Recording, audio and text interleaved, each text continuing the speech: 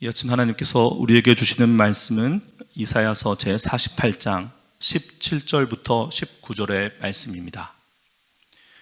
우리 계신 곳에서 함께 읽도록 하겠습니다. 너희의 구속자시요 이스라엘의 거룩하신 이이신 여호와께서 이르시되 나는 내게 유익하도록 가르치고 너를 마땅히 행할 길로 인도하는 내 하나님 여호와라.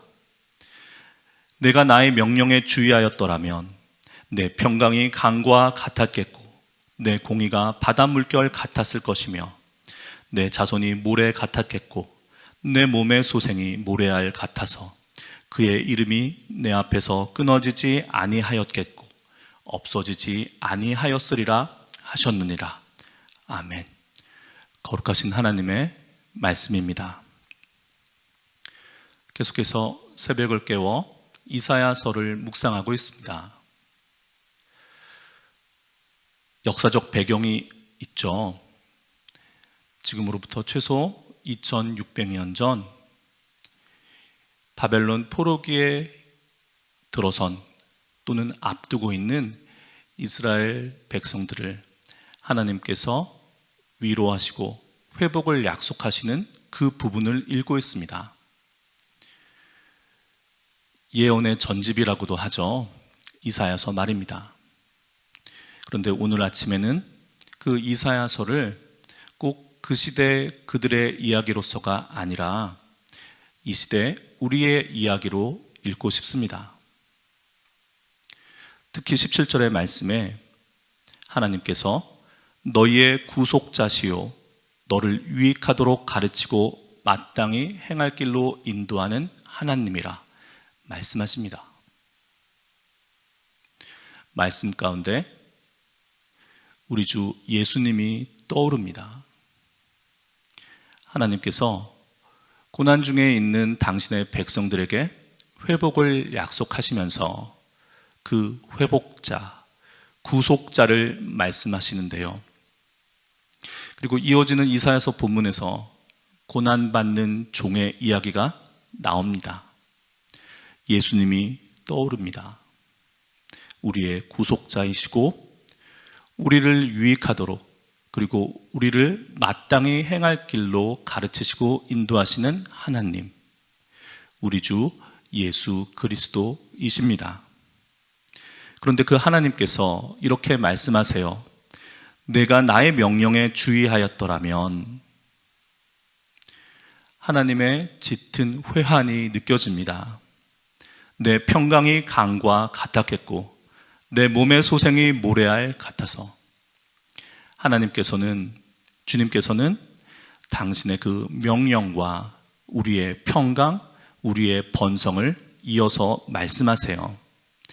예레미야서 29장 11절에 나 여호와가 말하노라 너희를 향한 나의 생각은 내가 안하니 재앙이 아니라 곧 평안이요 너의 장래에 소망을 주려 하는 생각이라.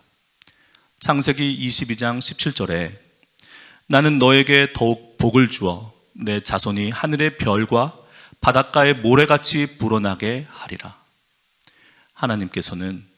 주께서는 우리를 복되게, 우리를 복의 근원되게 하시려고 하셨습니다. 그러나 어떠했습니까? 예수님은 마태복음 23장 39절에서 예루살렘아 예루살렘아 선지자들을 죽이고 내게 파송된 자들을 돌로 치는 자여 암탉이 그 새끼를 날개 아래에 모음같이 내가 내 자녀를 모으려 한 일이 몇 번이더냐. 그러나 너희가 원하지 아니하였도다. 탄식하셨습니다. 그러면 우리에게 평강과 번성을 약속하신 하나님의 그 명령이라는 것은 무엇일까요? 우리 너무나도 잘 알고 있습니다. 내 마음을 다하고 목숨을 다하고 뜻을 다하여 주 너의 하나님을 사랑하라.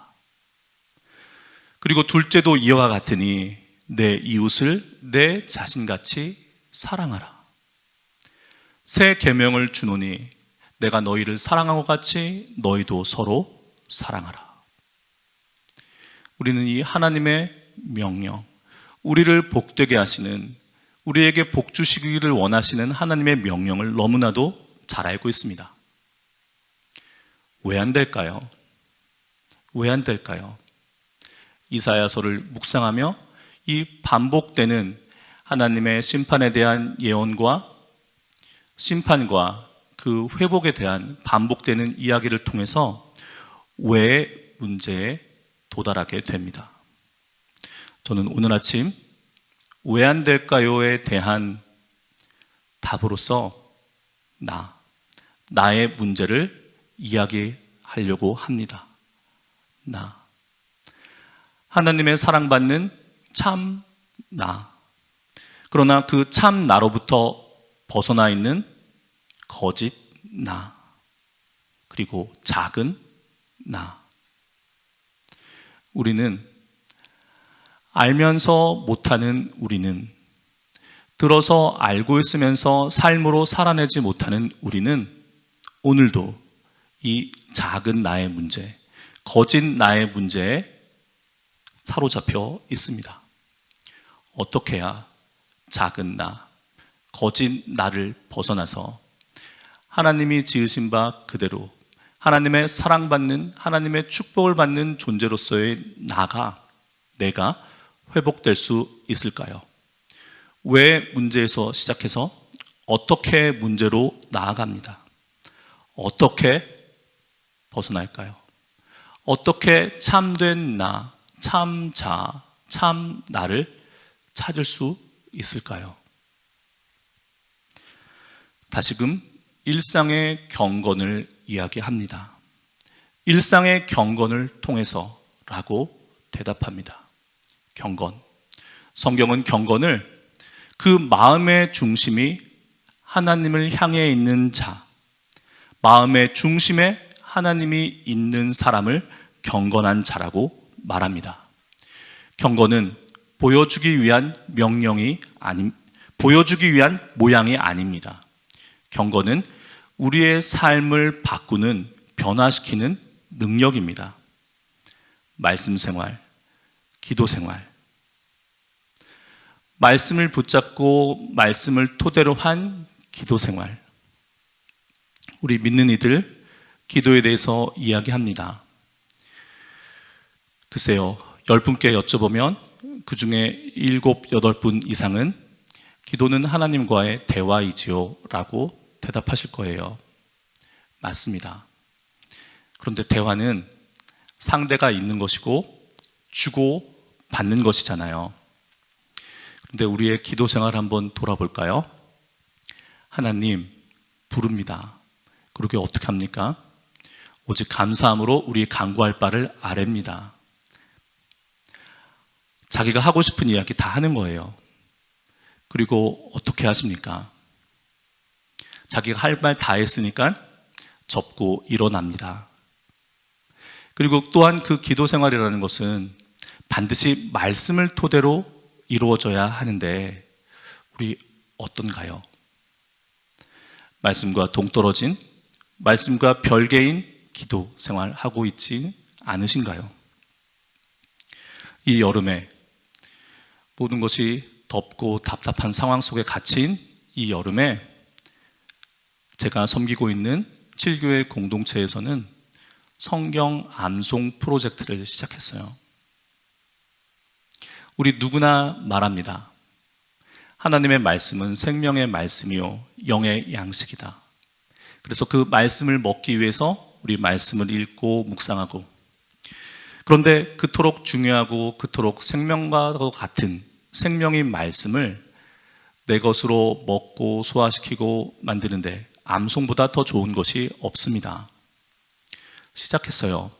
그랬더니 그것은 교회 학교 아이들이나 학생들이나 하는 것 아니냐. 나는 기억력이, 암기력이 예전과 같지 못해서. 여러분 말씀드립니다. 성경 암송은 기억의 문제, 암기력의 문제가 아닙니다.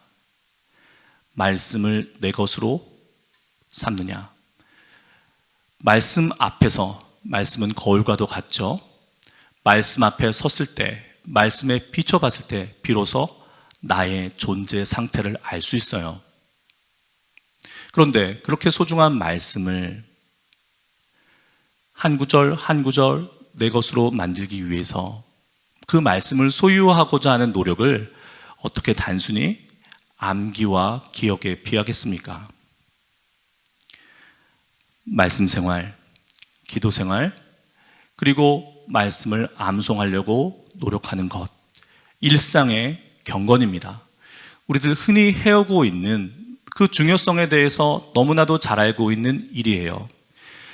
그러나 그 일상의 경건이라는 것이 하루하루 쌓일 때 우리의 천국, 하늘나라, 우리 집에는 보화가 쌓이는데요. 그 보화라는 것은 다름 아닌 하루하루 지내는 우리의 일상의 삶입니다. 우리 삶의 모습 그대로 우리의 하루는 그냥 지나가는 것이 아니라 하나님 앞에 천국 우리 집에 하나씩 하나씩 한 날씩 쌓입니다.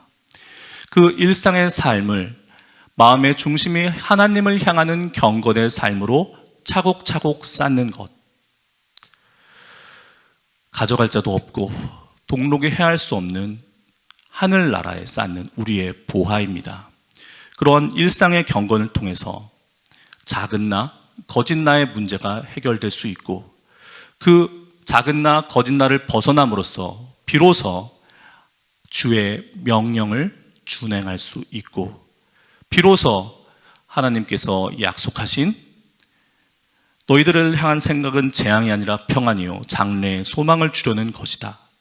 내가 나의 명령에 주의하였더라면 내 평강이 강과 같았겠고 내 몸의 소생이 모래알 같았으리라 하신 말씀이 이루어질 것입니다.